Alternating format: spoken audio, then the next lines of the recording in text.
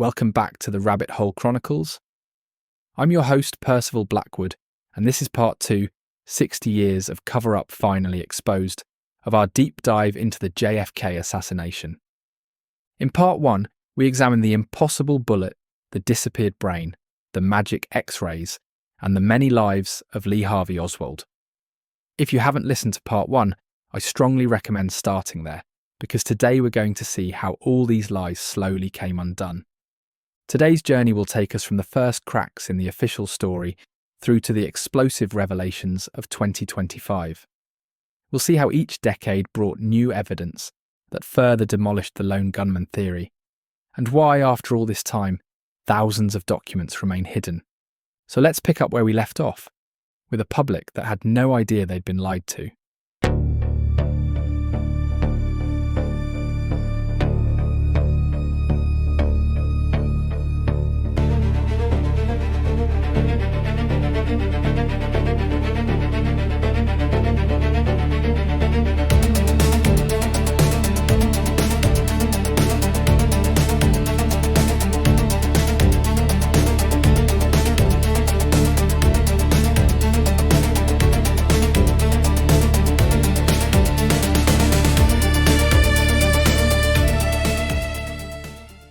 The slow drip of truth, a 60-year timeline.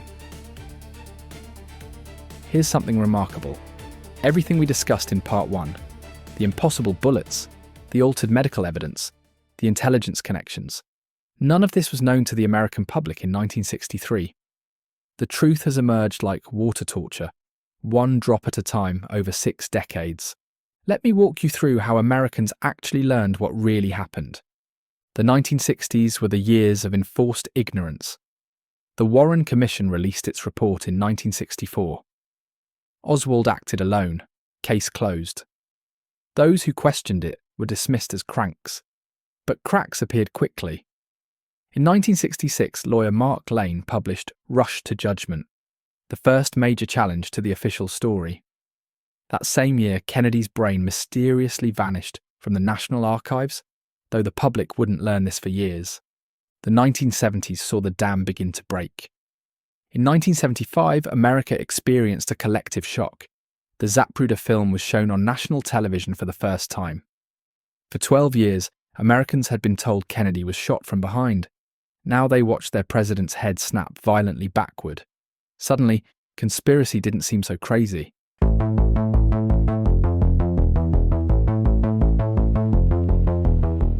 That same year, the Church Committee revealed the CIA had been running assassination programs.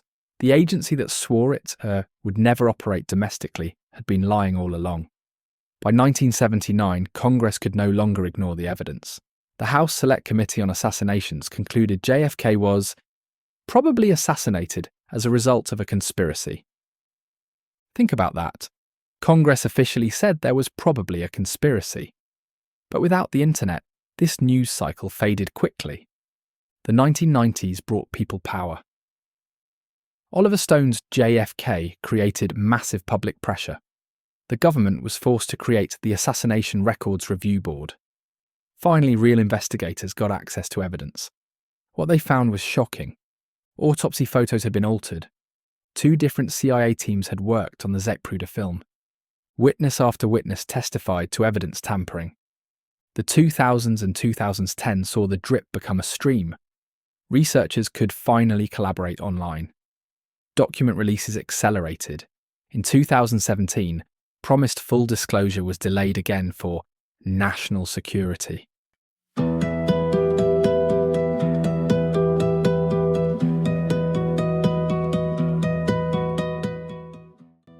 But nothing prepared researchers for what came next. December 2022's document dump revealed the CIA had been tracking Oswald since 1960, 3 years before Dallas. 2023 brought scientific proof the magic bullet was impossible, and 2025, the floodgates finally burst open. Think about that timeline. Someone who believed the Warren report in 1964 would need to live to be 80 years old to learn the full truth. Entire generations lived and died believing a lie. And here's the kicker. Each revelation was fought tooth and nail. Every document required lawsuits, congressional pressure, or executive orders. The truth didn't emerge naturally. It was extracted like pulling teeth from an unwilling patient. Quick recap. This is what a successful cover-up looks like. Not eternal silence, but controlled disclosure across decades, ensuring those responsible are dead before the truth emerges.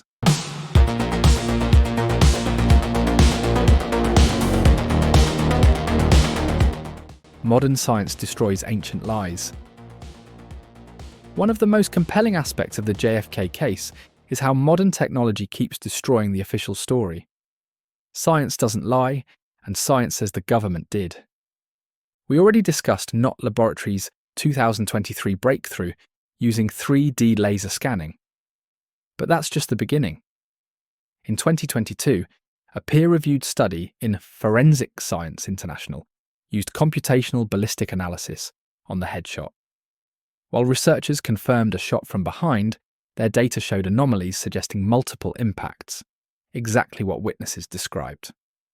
The National Institute of Standards and Technology created virtual 3D clones of the assassination bullets at microscopic detail. This preservation technique allows analysis impossible in 1963. Every examination raises new questions about how one bullet could do so much damage and remain pristine. But the most damning scientific evidence came from Dr. David Mantik in 2024. Remember, this isn't some amateur sleuth. He's a radiation oncologist with a PhD in physics. After 9 separate examinations of JFK's skull X-rays at the National Archives, he didn't just claim they were altered, he proved it scientifically. Using optical density measurements, Mantik found evidence of a white patch artificially added to the rear of skull X-rays. Why? To hide evidence of a massive exit wound that would indicate shots from the front. He also found evidence suggesting pre-autopsy surgery was performed to remove bullet fragments, literally sanitizing the crime scene. His book sold 4,000 copies in the first week. The scientific community took notice, and the government, silent.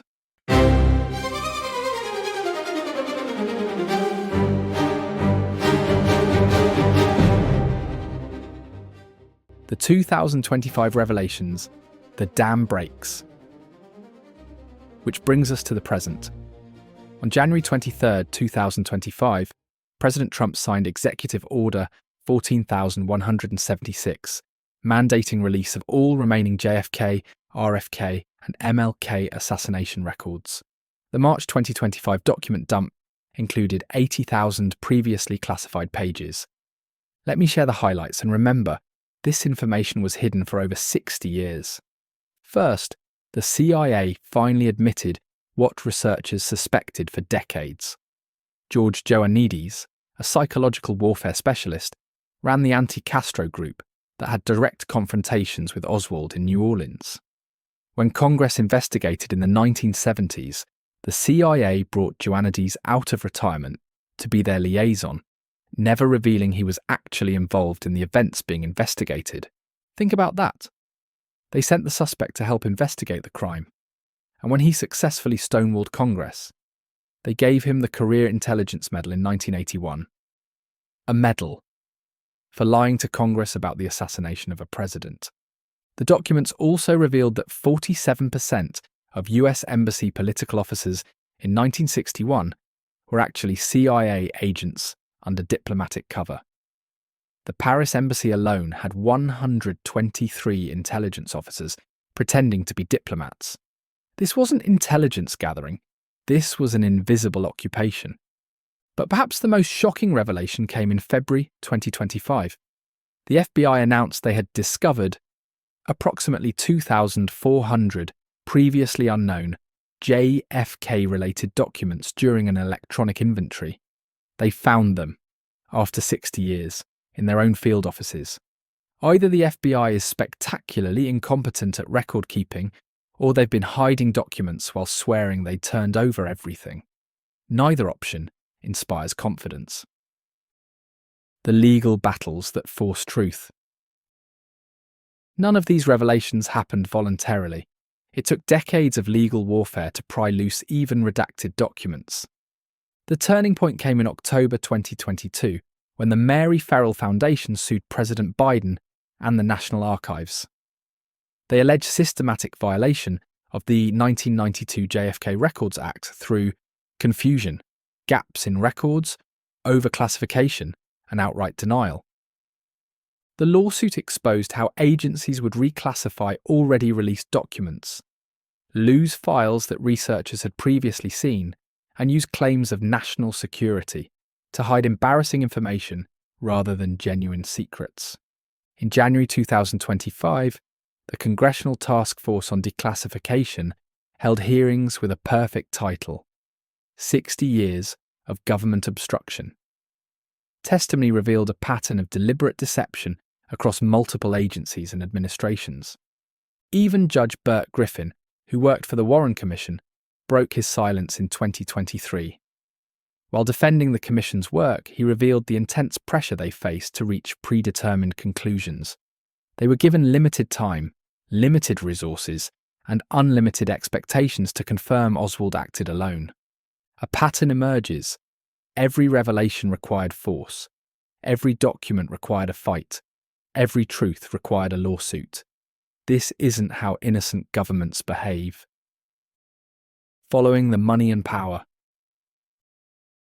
To understand why this cover-up persists after everyone involved is dead, we need to examine who benefits from maintaining the lie. Kennedy was killed at a crucial moment. He was pulling back from Vietnam. That threatened billions in military contracts. He was pursuing peace with the Soviet Union. That threatened the entire Cold War industry. He was cracking down on organised crime. That threatened established power structures. He threatened to splinter the CIA into 1,000 pieces. That threatened the growing surveillance state. Each position created powerful enemies with much to lose. But the cover-up didn't require some massive conspiracy with thousands of participants. Instead, it worked like this.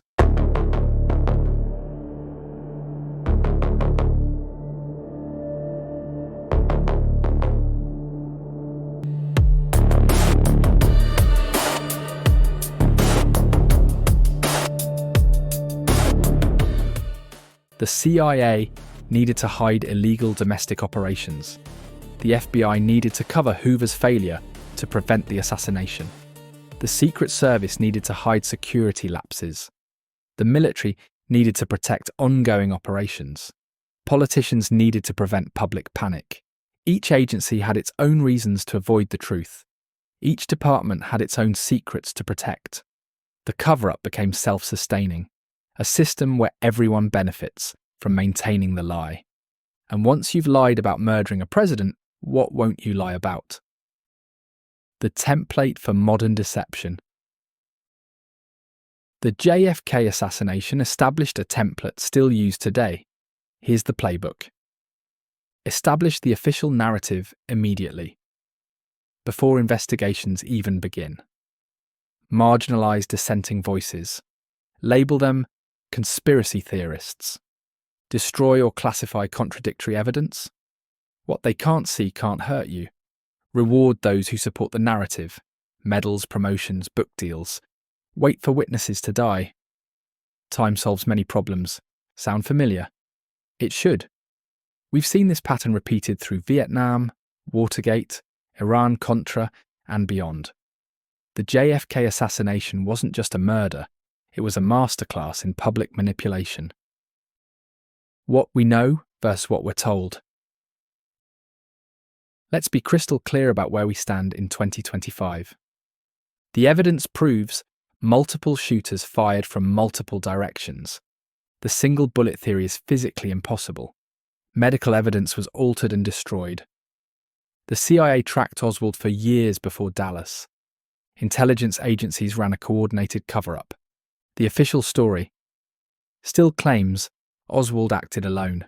3 shots from one location. Anyone who disagrees is a conspiracy theorist. The disconnect isn't accidental. It's designed to create cognitive dissonance, to make people doubt their own reasoning rather than doubt authority. The implications for democracy. The JFK assassination fundamentally changed America's relationship with its government. Before November 22nd, 1963, most Americans trusted their institutions. After decades of obvious lies, that trust evaporated. Every time officials claim national security to hide information, thinking Americans remember, they're still hiding JFK documents. Every time we're told to trust the experts, we remember. The experts told us a bullet could zigzag through two men. The assassination created a credibility gap that widened through Vietnam, Watergate, and continues today. Once people realized their government would lie about murdering a president, everything became questionable. But here's what's truly disturbing.